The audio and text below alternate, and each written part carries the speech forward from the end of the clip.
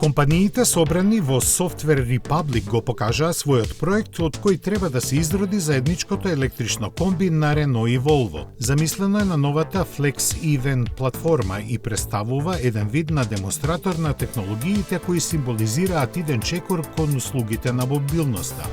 Во овој случај се работи за мобилна медицинска ординација која би можела да се преместува во подрачјата каде пристапот на здравствената заштита е ограничен или итно неопходен.